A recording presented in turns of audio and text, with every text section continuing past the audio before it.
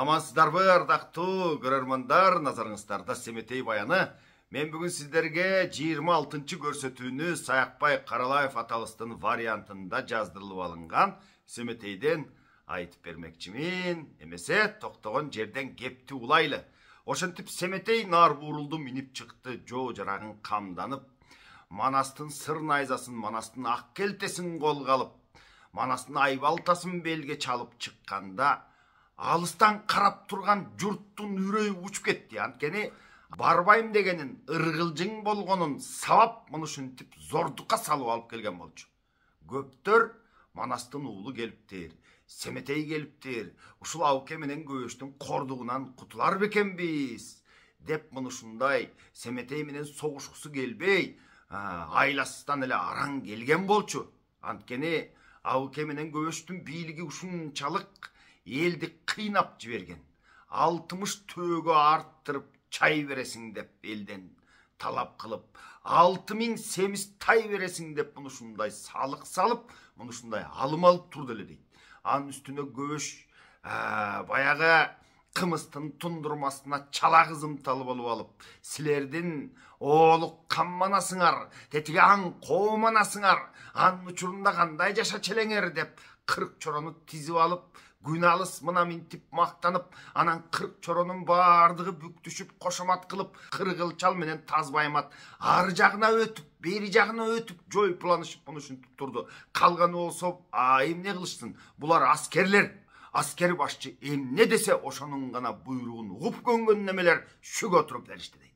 Арасында Үзүктөй калпак эр шууту, Рамандын ырчуулу, анан Ажыбай. Мына ушулар баягы 40 чорону Манастын уулу Семетейге каршы аттанбагыла, барбагыла бул согушка деп, анан үчөө бул согушка катышпай чыга беришкен болчу. Калгандары тетигил колдун баарын Көбөштүн буйругу менен колду айдап келдиле. Бая Семетей чыгып, Ауке менен Көбөшкө жалбарып ийди. Энем Каныкейди Ауке агама алып берейин керек болсо, Көбөш абамды ушул жерге хан көтөрүп алайын деп муну ушинткенде дагы баягы бийлигине мас болуп, ту деген түкүрүгү жерге түшпөй калган Көбөш, кошоматчылардын жойпулугуна мас болуп калган, көзүн май баскан Көбөш тетигил Семетей баланын айтканына көнгөн жок дейт. Тескерисинче колго буйрук берип, тетигил Манастын куураган жетимен кармагыла, айт жол үстүнө сүйрөтүп, даңгыттарга жаргыла, мына мынтип айласын тапкыла деп катуу буйрук бергенде, баяк колдун артынан 40 чоро колдун баарысын артынан заар менен моментип айдаганда, аргын кыргыз аралаш аскеринен кийин Семетейди көздөй чабуул коюп, тез учуусун айтпа, барабаны даңкылдап, керней сурунай бапылдап, ошондон берки жакта Семетей туугандар. Семетей да жалгыз эмес. Семетейдин жанында көп темир кийинген кадимки Бакай кан турат. Бакайдын эрдиги билинип, шердиги билинип 95ке чыкса дагы, баягы Бакайдын түрү жаман, сүрү жаман. Анын жанында Бакайдын байтайлак уулу турат. Анын жанында Сарыкан турат. Сарыкандын жанында Сарыкандын эр жетип калган Баатыр уулу Калык турат. Анын жанында Жамгырчы, Жамгырчынын уулу Шайынбек турат. Муну ушундай эрлери менен анын арты жагындан жер жайнаган аскер Семетейдин алдында дагы бир топ кишилер бар. Муну ушинтип тетигил келе жаткан колдун алдынан Семетей баягы Манастан калган сыр найзаны алып келип баратат. Сыр найзаны алып, мелтирете сунуп, кирип барып, кирген эле жерин оюп баратат дейт. Эки көзүн оюп, өзүн союп баратат дейт. Найза жеткен жеринен найза менен уруп, кылыч жеткен жерин кылыч менен кырып, муну ушинтип канды суудай агызып баратат бая Семетей. Семетейдин мындай түрүн көргөндө, анын артындагы баягы Сарыканы кошулуп, Сарыкандын уулу Калыгы кошулуп, бул жагынан Жамгырчысы, Жамгырчынын уулу Шайынбек кошулуп, тетигил жактан байтайлагы кошулуп, мына минтип анан кийин колдун астын тоса бергенде, булардын каарына чыдабай, булардын заарына чыдабай, баягы айласыз келген аргын менен кыргыздын колу Семетейдин астына келип эле аттан түшүп багынып беришти дейт. Айлан ай Семетей, башкарам десең эл мына, баш алам десең мен мына деп туруп беришти дейт. Аттан түшө калышты. Семетей менен согушпай коюшту. Бул согушта тетигил Сарыарканы жер деген Семетейдин бөлөсү булар. Анткени Көкчөнүн аялы Акеркеч дагы Темиркандын кызы болсу туугандар. Мына ошол Көкчөнүн уулу Үмөтай катуу согушту дейт. Музбурчактын уулу Буянбек катуу туруп согушту дейт да. Семетей тетигил Ауке менен Көбөш агасынан дагы деле үмүт түскөн жок туугандар. Экөөнү жалбарып атат. "Ой, айланайын Абаке" дейт. "Буурулат тартуу мен тартуу. Муң кантпай аба тилимди ал. Акка моюн бурайын, энекем каныкей тартуу кылайын" дейт. "Керек болсо энемди тартуу кылайын, агаларым" деп туугандашалы согушпайлы деп атат. "Жылкыдан каалап берейин, нар буудан өңдүү малымды ал. Керек болсо Абаке көкөргө куюп канымды ал. Өйдөгө чыксам өбөк болаба, ылдыйга түшсөм жөлөк болаба. Абаке каптатпачы колуңду, кайнатпачы шорумду." Мына минтип жалбарып жатат да. "Качып келген жетимге Абаке кылдырбачы сонунду. Мен Букардан көчтүм бараан" деп бурулуп келдим бул жерге. "Абаке Көбөш караан" деп экөөнүңдү караан тутуп, экөөңдү бел тутуп келдим го ушул жерге. "Абаке, бурулуп аба тууган бол. Буз үйбе канымды, күйгүзбө менин жанымды" деп мына минтип жалбарды дейт. Жетим турса баш тартып, "Абакедей арамды артык Кудай ур демил. Мунарыкты көр, чокту көр, 60 балбан Абаке мөндүрдөй огун атканда жайнаган кызыл окту көр" дейт. Болгон жок, көнгөн жок экөөдөн. Эми ушул жерде туугандар бийликтин кумарын караңыздарчы. Бийлик кылуу өздөрүнүн колунан келбейт. Колунан келген адамга ыра көрүп бербейт да. Тетигил Ауке менен Көбөштүн башкаруусунун учурунда туугандар. Илгери Манастын бийлиги турганда тетигил Ындыдан баштап дейт. Ооган бул жагы. Бул жагы болсо тетигил Лопко чейин, Лопнор жакта айтып жатат. Бул жагы болсо тетиги Бейжин, Какан, Бакбурчунга чейин ушулардын баарысы Манаска салык төлөп, алымын берип, салыгын берип турчу эле дейт. Абдан көп салык келип турчу эле дейт. Ал эми Көбөштүн учурунда муногу эле Кокондон келбей калды. Наркы жагы Алты шаар, Такыр баягы салык бербей калды. Эч ким тоготпой калды дейт буларды. Булар баягы ордодо көпкөнүнө гана көңүлү жайнап, мына ошого ыраазы туугандар. Кымыздын тундурмасынан ичип, тетигил Кытайдан келген анча-мынча шараптан ичип, анан ошол жердеги аргын менен Кыргызга салык салат дейт да. "Ушул жерден бизге 60 төөгө жүктөп чай бересиң, 6000 байтал семизинен. Муну ушинтип алып келесиңер" деп элди байкуш мөгдөтүп ийди дейт да. Мына ушул бийлиги булардын. Ал эми тетигил Манастын тагынын ээси, Манастын мураскери Семетей келгенде эл сүйүнүп атат. Эми биздин башыбыз азаттыкка чыгат экен. Бул кантсе дагы Манастын баласы эмеспи дейт. Мына ошого Семетейге бийликти бергиси келбейт булар. Анан жалбарды да. "Айланайын Ауке абам, сага канке энемди нике кыйып алып берейин. Токтот согушту" десе болбойт.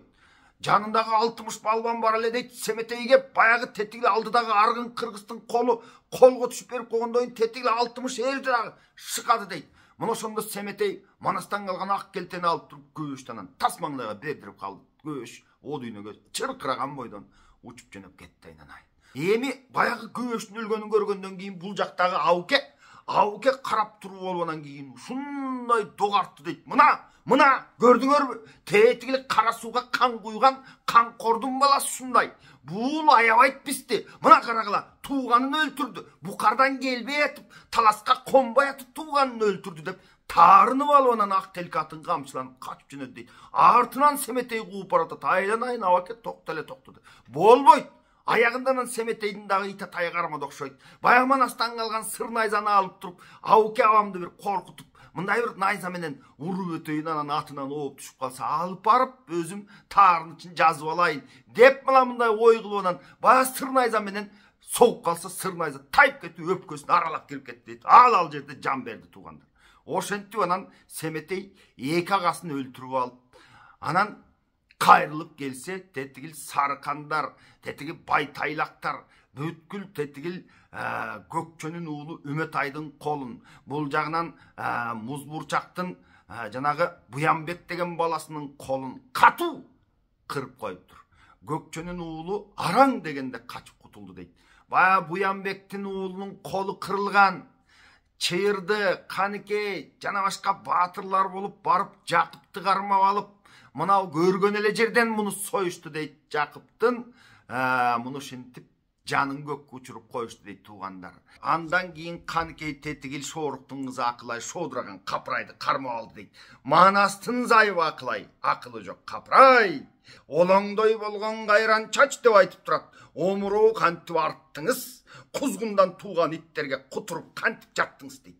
Эми Манастын төшөгүн ушуларга кантип тебелеттиң деген сөздү айтып атат туугандар. Кумпайдан тууган төрөнүн төшөгүн кантип бастырдың, Канкорумдун казына калың итке чачтырдың.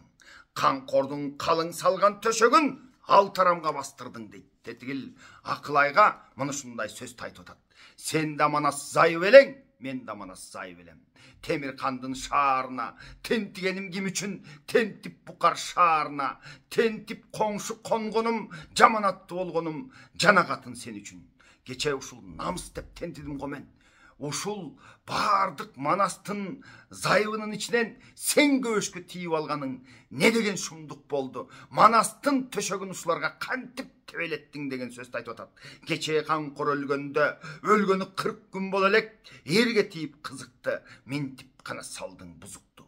Куу катын сенин жайыңдан согон чогум жоорутуп, балтыр этим оорутуп, саң казынам чачкамын, Букарды көздөй качкамын. Бу кордугум ким үчүн? Бузук катын сен үчүн.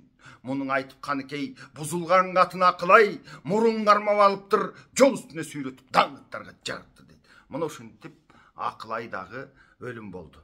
Мына мындай окуялардан кийин анан Семетей бүт баягы ордодогу мыктыларды ой калчап сөз айтала турган баягы акылдуулардын баарысын таласта Үйүрмөнүн сазы деген жер бар экен, мына ошол жерге чогултту. Ал эми согуш таластагы Кеңколдун Акчий деген талаасы бар экен, мына ошол жерде болгон болчу дейт да. Анан эми элдин баарысы Үйүрмөнүн сазына чогулуп бул жерде 40 чоронун тагдыры чечилип жатат. Каныкей баягыда 40 чородон кордук көрүп калган неме 40 чорону кырып салалы деп сунуш берди. Ошондо Бакай абабыз айтып атат. Ой Каныкей дейт. Бул Каныкейдин сөзүнө Саркан дагы кубаттап коштогон болчу экен да. Оройлук болот мунуңуз. Калың элде не жазык, ошол жерде туруңуз. Караан жетим келгенче сабыр кылып туруңуз деп баягы Семетейдин келишин күтүп жатышат да. Үйүрмөнүн сазына эл чогулуп калды, Семетей келе жатат. Ошентип анан сандырык алуу кеп айтам, саат талбай экөөң угуңуз. Кең өзөнгө жер керек, жетилип келген жетимге эртеңки күнү эл керек. Караңыздарчы туугандар, кадимкидей мамлекеттик башкаруу жана Үйүрмөнүн сазында топтолуп алышып анан 40 жигиттин 40 чоронун тагдырын кандай кылсак деп бул мыктылар сөзгө чыгып сүйлөп аткандай эле туугандар. Караңыздарчы, Каныкей энебиз менен жана Саркан чыгып 40 чорону кырыш керек деди эле. Бакай абаң мына мындай сөздү айтып, аларды тыйып турат. Эй, болбой калат. Семетейдин эртең башкаруусуна баатырлар керек болот. Семетейге эл керек болот деген сөздөрдү айтып атат. Кадимки эле баягы биздин жогорку кеңештегидей эле сөз мына ошол жердегидей эле талкуу жүрүп жатат туугандар. Эй дейт, адырмак тоого бел керек, азамат элге эл керек деп атат. Караңыздарчы. Чоңдугу тоонун сеңирдей Манастын уулу Семетей таласка келип конгондо калкынын баарын кыйратып кырып салды дедирбей. Булардын каны эле акмак эмеспи? Калың элде не жазык? Баары журтта не жазык? Арамга буруп пейлиңди, ой кулунум Каныкей, не бетиң менен кырасың Манастан калган элиңди деп мына мындай сөздү айтты дейт Бакай. Ошондо падыша Бакай бакылдап, арага түшүп калганы ошончо журттун баарысын арачалап алганы. Эми Бакай жөнүндө ушул жерде сүрөттөп айтып кеткен туугандар. Муну да айтып берейин сиздерге. Бакай абаң ошондо 40 чорону арачалап алып калды туугандар. Эми Бакайды кантип сүрөттөйт? Абаң Бакай ак жолтой. Эми Бакай абабыз жөнүндө дагы жакшылап билип алыңыздар. Жол үйрөткөн карыя, аны көзү олуя дейт. Бакай абаң муну ушундай кемеңгер, акылдуу. Эй туугандар, мына мындай карыялардын, мына мындай акылмандардын сөзүн уккан кандар эч качан жолдон адашпайт. Карап туруңуздар, жаман сөзгө таңылбас. Көр алдына кирсе да көк жал Бакай жаңылбас. Ай аламдын баарысын бөлгөн Бакай эмеспи, дүнүйөгө эр болуп көргөн Бакай эмеспи. бекіп жатқан эшикти ачкан бакай эмеспи? Алтын менен күмүштү сарып кылып талаага чачкан бакай эмеспи? Бел байлаган пенденин бели бакай эмеспи? Пендесине жараткан шери бакай эмеспи? Кеби ширин сөзү бал, бакай канды сураба, артык ачык көзү бар. Акылы жетик ар кандай жүйөлөтө сөз баштап, жүгүрүк бакай кургуруң, кандыгы журтка жарыя, кабылан бакай карыя. Көк чолок оозун бурган жер, арачалап турган жер, алаңгыча болгон жок. Бала төрө Семетей, буда келип калды эми дейт. Эми Семетей тетигил үйрүмөнүн сазына элди айтып коюп, анан өзү бай эл чогулуп мындай талкуу болуп турганда анан келди дейт. Ошондо Семетейдин алдына баягы 40 чоро бүгүлүп туруп калды дейт да. Эми кечирим сурап атат Семетейден. Аны айтып берейин, угуп туруңуздар, китептен окуп берем. Семетейди көргөндө катар туруп буркурап, каным Манастан калган жалгыз деп айтып турду чуркурап. Манастан калган паанайым, батадан калган таалайым. Оболку кеткен Манаска отурсак турсак күйөбүз. Манастан калган паанайым, тилегиң тилеп жүрөбүз дебишти. Арбакты чапсаң жол мына, кара кылып олтурган 40 чора абаң биз мына. Буталуу талас жер мына, мурунку чоро биз мына. Атадан калган мураны күтүп алсаң биз мына, башалуу кыргыз эл мына, башалы бийсең биз мына дейт. Эми башыбызды алсаң дагы мынакей алдыңда турабыз деп бүк түшүп атышат. Караан жетим угуп тур. Калың кассаң ор мына, кайнатар болсоң шор мына. Башадан калган жалгызым, байлап өлтүр кол мына. Арбак сайыбан турган арам кыял биз мына. Деп бая 40 чоро жал барып жиберди дейт. Ошондо Семетей, ой бул Семетей Айкөлдүн баласы эмеспи? 40 чорону көргөндө Семетей тимеле сүйүнүп кетти да. Атасын көргөндө сүйүндү дейт. Бая кыргызда кеп бар эмеспи? Атаң өлсө өлсүн, атаңды көргөн өлбөсүн деп. Ошентип анан 40 чорого келип, мындай сөздү айтат. 40 чорону көргөндө кыйындын уулу Семетей дейт. Тизеси жерге бүгүлүп, Тайбурулдун үстүнөн чуркап түштү жүгүрүп. А дүйнө кеткен атамдан алып калган мурапым, айланайын 40 бурулуп келдим ким үчүн? Аркалуу кыргыз бир үчүн, ал жүргөнүм сиз үчүн. Арслан арка кылган баанайым, а дүйнө кеткен атамдан алып калган таалайым дейт. Эми атамдан калган таалайым силерсиңер да деп жатат. Астыга салсам ак жолум, атадан калган мурапы айдап жүрсө саң колум. Көрүп койсо базарым, кайнап жаткан Кытайга качырса кумар жазарым. 12 чалгын базарым, 12 дүркүн Бейжиңге чарпышсам кумар жазарым. Казайланбаш зоодойум, атамдан калган мурапы азыр берди колума, айлансам болот Кудайым деп. Ушунчалык атамдан калган чоролорду тапканыма Кудайга 1000 мертебе ыраазымын деп атат туугандар. 40 чоро болсо жолдошум, түнөрүп жаткан Бейжиңге эми түз кирип найза сунамын, түрү суук Кытайдын түк койбой баарын кырамын. Каканчындын Бейжиңге казатты мыктап кыламын, Бейжиңге бейпай саламын, караан болсоң 40 чоро, канатам Манастын кунун аламын деп мындай сөздү айтып, андан кийин чалыяр тийбес Бейжиңге чапчышып согуш кылбасам деп баягы 40 чорого өзүнүн максатын айтып атат туугандар. Түп атам өткөн ошол жер, түгөтүп кунун куубасам, найзалашып топ бузуп, ажал жетсе Кудайдан кам Бейжиңден ок кучуп, кап тоо барбас Бейжиңге качырып согуш салбасак, Кара Кытай Манжудан капкайда кектиң албасак. Чын мачындын Бейжиңге, чын Кытайдын элине, кара курттай капырга, канча эрдин кеги бар, кан коңурбай баатырга. Айтыша кирсе доошол, алыша келсе жоошол, каканчындын калкы бар, кармаша турган ал элге мен жетимдин дарты бар дейт. Эми кармаша турган жоошол коңурбай. Мына ошого биз даярданышыбыз керек дегенин айтып атат. Ошентип эми туугандар бая үйрмөн сазында мындай кеңеш болгондон кийин анан Семетей 40 чорону кечирди.